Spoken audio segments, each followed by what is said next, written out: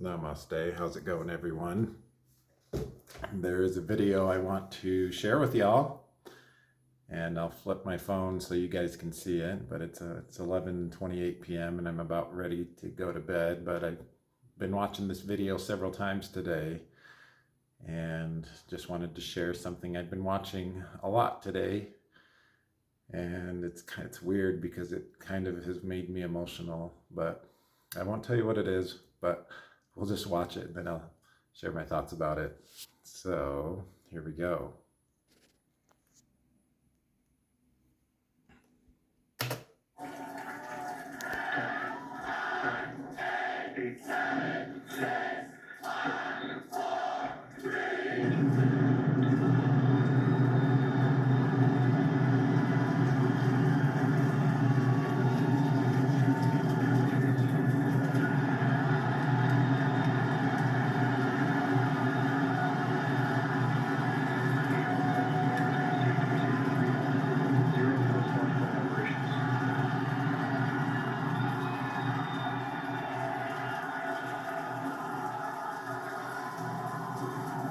Clear up your chamber pressures on that.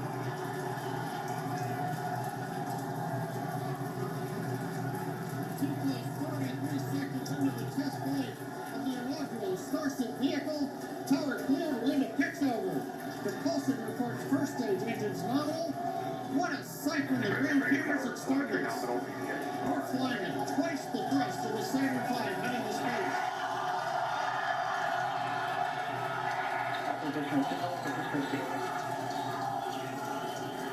We're throttled down and throttled back up. Going through the period of maximum aerodynamic pressure.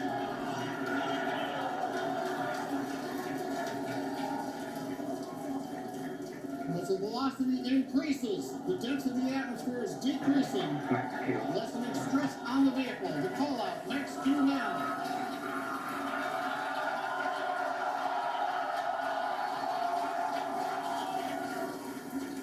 Continuing to watch the first stage as we head downrange.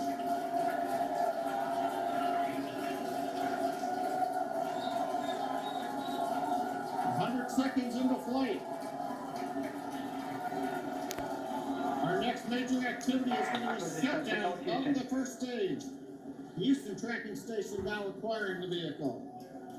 With shutdown, we will get separation of Starship and Super Heavy and addition of the Starship engines.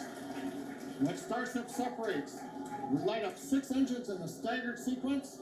If all goes well, those 6 engines will burn for almost 6.5 minutes. Onboard view from Starship. And there's views of the Raptor engines on the second stage as we prepare for stage separation. Now after stage separation, the first stage will flip and begin a boost back maneuver for landing in the Gulf.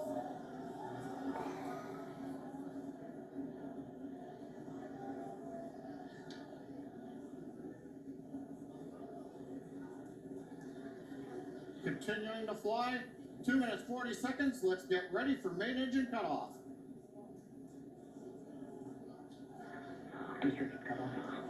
Beginning the flip for stage separation.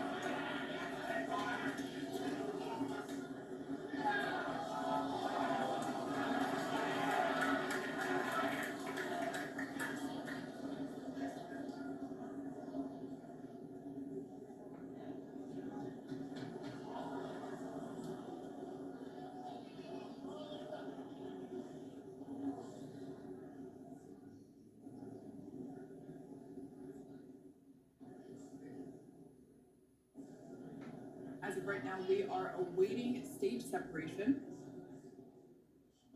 where Starship should separate from the Super Heavy booster.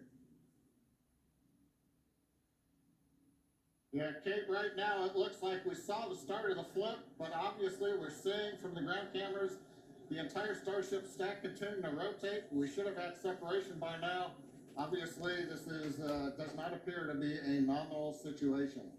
Yeah, it does appear to be spinning, but I do want to remind everyone that everything after clearing the tower was icing on the cake.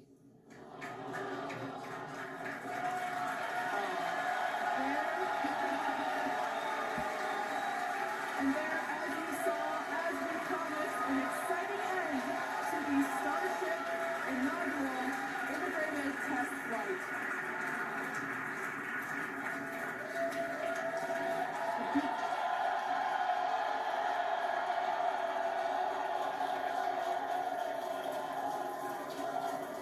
Everyone here absolutely pumped to clear the pad and make it this far into the test flight, the first integrated flight of the booster and the Starship vehicle. Live view there of our control center at Starbase. Okay. So that was a video of SpaceX and their Starship rocket. It's the biggest rocket that any humans ever launched. And the goal of this rocket is to eventually take humans to Mars one day and build up civilization on Mars. Talk about ambitious and seemingly impossible things to do. That is pretty high up there on the difficult things to do in life. But one of the reasons I like Elon Musk and Tesla, I own a Tesla Model 3. I first started listening to Elon Musk around 2010. I started seeing him on YouTube videos, and there's just something about him and his resolve and the way he spoke about things. And is he perfect? No. Does he make mistakes? Yes. Is he kind of blunt sometimes? Yes. For any person, you can focus on their negative, but there's a lot of positive I believe he's done. And I think this is one of the most challenging, difficult things that he's undertaking, to build a fleet of not just one of these Starship rockets. This was their very first test with this Starship rocket, the biggest rocket humans have ever launched in the 50s or early 60s. I can't remember. There was the Saturn V rocket that's just a little bit smaller than Starship that the US built to go to the moon. But Elon Musk has plans to build hundreds of these Starship rockets one day. At least that's his ultimate vision, is that there's hundreds of these rockets and they're continually launching to go to Mars with people and supplies and things. And I think he may even want to launch a bunch and have them go to Mars to land and have supplies already there for people. But yeah, it's an extremely ambitious and just difficult goal.